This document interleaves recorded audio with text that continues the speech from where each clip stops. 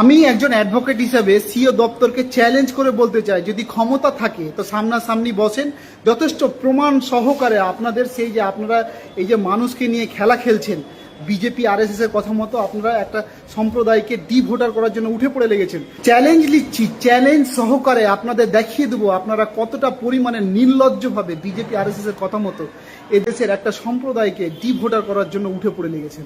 Under অ্যাডজুডিকেশনে নাম এতগুলো যে আসলো, সেটা নিয়ে আসলো কে? সিও দপ্তর বলছে এই ইয়ারও কিংবা ইয়ারও এরা ঠিকঠাকভাবে ভেরিফিকেশন করেনি বলে এতগুলো নাম এসছে। আর এই ইয়ারও কিংবা ইয়ারোর যেটা অভিযোগ সেটা হচ্ছে সিও দপ্তর থেকে এই নামগুলোকে আন্ডার অ্যাডজুডিকেশন করেছে। এই যে একে অপরের বিরুদ্ধে যে অভিযোগ করছে, এই অভিযোগের সত্যতা যাচাই করার জন্য বেশ কয়েকদিন আমি এটা ইনভেস্টিগেশন করলাম। তাতে দেখা যাচ্ছে কয়েকদিনের ইনভেস্টিগেশনে এটা পেলাম যে এতে সম্পূর্ণ যুক্ত হচ্ছে সিও দপ্তর, এবং সিও দপ্তরই এই মূল পান্ডা এই নামগুলোকে আন্ডার অ্যাডজুডিকেশন করার জন্য। লজিক্যাল ডিসক্রিপেন্সির জন্য আপনারা দীর্ঘ লাইনে দাঁড়িয়ে এই যে এসআইআর এর হিয়ারিং করলেন না, সে হিয়ারিংগুলো সম্পূর্ণ বৃথা গেছে। এবং সেই হিয়ারিংয়ের যে কাগজপত্র কিংবা দেখা গেলো হিয়ারিংয়ে যে দাঁড়িয়ে আপনি ছবি করেছিলেন, সেই ছবিগুলো সম্পূর্ণ বৃথা গেছে। এবং যাদের লজিক্যাল ডিসক্রিপেন্সিতে নাম এসেছিল, যারা হিয়ারিং করেছিলেন, সেগুলো কাদায় ছুড়ে দিয়ে মাইক্রো অবজারভার, রোল অবজারভার এবং সিও দপ্তর রাত্রের অন্ধকারে এআই দিয়ে নামগুলোকে বিভিন্ন একত্রিত করে সংখ্যালঘু মুসলিমদের নামগুলোকে ধরে ধরে আন্ডার অ্যাডজুডিকেশন করে আজকে ফেরত পাঠিয়েছে। আমি অ্যাডভোকেট আনারুল হক, আমার নামটা কিংবা আমার বাবার নামটা এআই দিয়ে বাংলা থেকে ইংলিশ ট্রান্সলেট করার জন্য যে নামের ভুল হয়েছিল, সেই নামের ভুলের কারণে কিংবা দেখা গেল 6 কিংবা তার অধিক সন্তানের জন্য যাদের হিয়ারিংয়ের নোটিশ এসেছিল, আমার যখন নোটিশ এসেছিল, নোটিশ আসার পর থেকে আমি তার নির্দিষ্ট ডেটে ইয়ারোর কাছে আমি হিয়ারিংয়ে গেছিলাম। এবং আমার সাথে আমার এক হিন্দু বন্ধু একই সমস্যার জন্য সেও ইয়ারোর কাছে হিয়ারিংয়ে গিয়েছিল।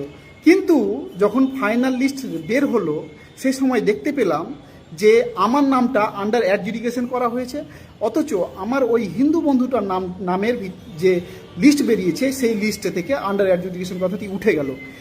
এই যে আন্ডার অ্যাডজুডিকেশনটা উঠে গেল, ও কী কারণে উঠে গেল সেটা তদন্ত করার জন্য বিভিন্ন অফিসে অন্য হয়ে খুঁজে বেড়ালাম।